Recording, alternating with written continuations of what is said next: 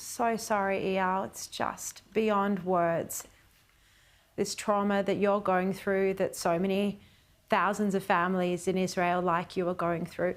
Can you tell us about Danielle? What did she love to do? What were her hopes for the future? Danielle was an amazing girl. She was born in Palo Alto, California, and she grew up for the first 4 years of her life in the United States. Then we moved back to Israel. She loved to dance. She loved to dance. She danced everywhere. She loved horses. She loved dogs. She had dogs. She was just all about animals. She didn't hurt anything.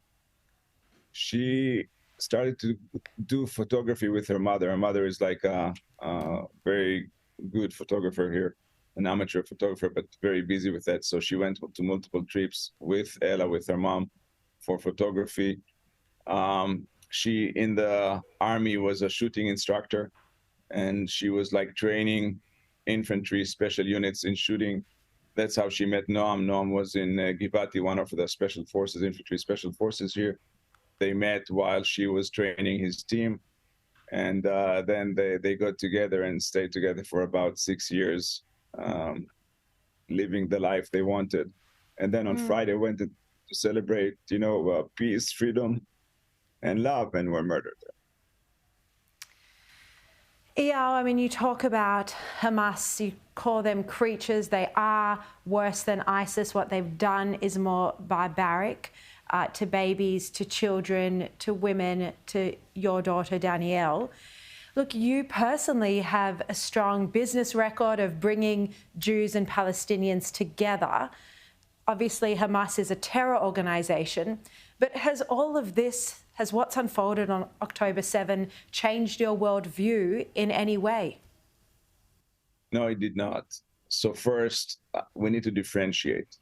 We're now at a defense operation, and we need to eliminate Hamas, and anyone associated with Hamas needs to be eliminated, the same as the Western world has done to ISIS. We're not against Muslims. We're not against Islam. We respect Islam. We respect Muslims.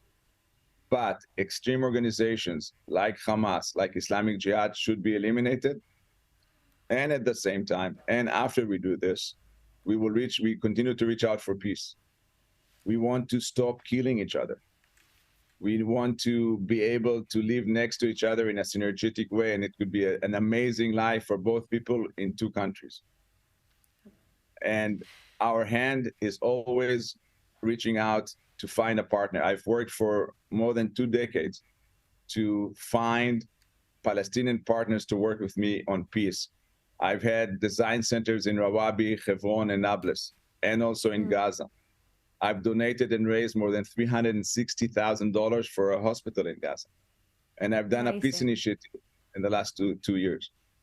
Incredible. We need it's incredible. to have the Palestinians, thank you. We need to have the Palestinians understand and come and ask, let's live in peace. Because if we continue to killing each other, it's not the right thing. I think our army has more technology, has more capabilities. We need to find a way to stop killing each other and strive for peace together.